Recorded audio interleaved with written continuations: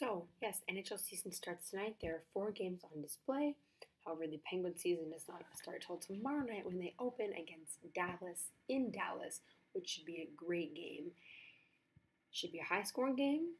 Maybe not a lot of defense. We'll see about that. Pens are going young in defenses here, which is albeit a risky move, but I think one that can pay off if, and not a big if they stay healthy, which has been a big problem over the years. And the season has not even begun yet, and we already are down a player to injury. What is it about this team? What did we do to make you so angry, to make the hockey gods so angry? Literally every year a core player is injured. I cannot remember a season when we had every single player healthy, because I don't think there's been one since they've been good.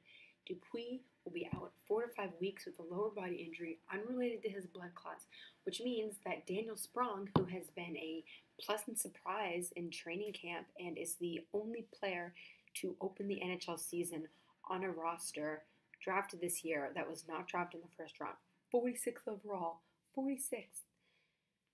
It means that he has to start the year on line with Bobby Farnham, and that is just wrong in so many ways. Farnham will make him look very bad. He's terrible. He cannot do anything. You don't need all these energy guys. If you're a good player, you will provide energy because your skills and your goal scoring will give the team the boost they need to win. None of this running around like a chicken with your head cut off, trying to score, running into people is going to do shit. He's not a shit disturber. He does not keep the peace. If he kept the peace, if players actually kept the peace like they're supposed to, Chris Letang would not have gotten his season ended by concussion last year. Steve Downey was on the ice when that happened. What did he do? Nothing. So this whole idea that you need players to do that does nothing. However, the Penguins have called up Oscar Sundqvist, who is supposed to be a almost NHL ready prospect, a very good bottom 6 forward penalty killer. Hopefully a Jordan Staal replacement, probably not to quite that ilk, but similar in the similar mold to Jordan Staal. Hopefully he replaces Bobby Farnham on the line, because a fourth line of Sundqvist, Sprong, and Cullen, it's pretty good. And they need more penalty killers, and I feel like he'll do the job. And I'd like to see what the young guys can do. The NHL released their final rosters today. You may notice that Olli Määttä is not on that list, having been sent down to Wilkes-Barre. However, before you go all crazy and call for Jim Rutherford's head, this is merely a paper transaction. Jason Brotto, the associate general manager, has done plenty of things like this before, whether it's sending Bo Bennett down to Wheeling Nailers or Eric Grief or whatever, just to clear cap space so he can put Pascal Dupuis and Eric Fair on the LTI, long-term injured reserve, and Oscar Sundqvist makes less money than Olli Määttä, so it saves him a bit of cap space for the opening day roster, gives him cap relief, and he will recall Olli Määttä back up to start the season. Merely paper transaction. He probably didn't even leave Pittsburgh. Who knows? So not to worry. He will be here for opening night. He will be our second best defenseman. I think he's going to have a great season. Him and Letang is going to be a filthy pairing. I know Mike Johnson has not been using them at practice lately in order to spread out the pairings, but I mean, I'm sorry. Ian Cole, good player. Don't think he is quite a top pairing defenseman. Olli Määttä should not be playing with Ben Lovejoy or Rob Scuderi. They will severely drag him down, and they belong to be in sheltered minutes, whereas Olli Määttä can play top pairing minutes against top pairing defensemen. Yes, if you split them up, then it's harder for coaches to match up who you want to play against, and Olli Määttä might be more free to run around, but Ben Lovejoy and Robert Scuderi simply do not have the skills to play with someone like Olli Määttä. He should be with the tank, create a dominant top pairing, and then you can have someone like Ian Cole play with Ben Lovejoy. He won't bring down Ian Cole nearly as much, and then I would put in a guy like Adam Clendenning, who's been a very pleasant surprise.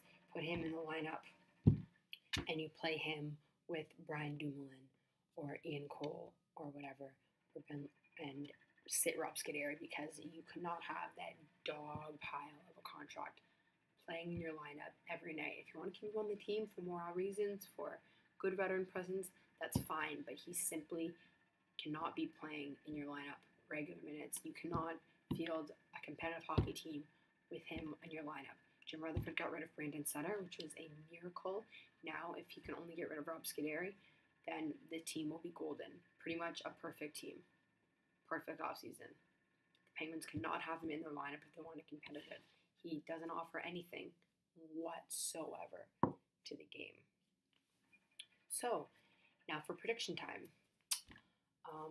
As you know, finally Crosby will have a legitimate winger with Phil Kessel, and I think that they can be big things happening for him. Now, I've seen some people predict Kessel to get around the 50-goal range. I don't think anyone's going to touch that except for possibly Ovechkin and Stamkos. However, Kessel got 39 goals with Tyler Bozak, who is a competent bomb in Toronto, a probably third-line center at best, who played first-line minutes. Got 39 goals playing with him. James Neal got 40 goals playing with Malkin. Phil Kessel is a better player than James Neal, a better version of James Neal. If he got 39 playing with Bozak, James Neal got 40.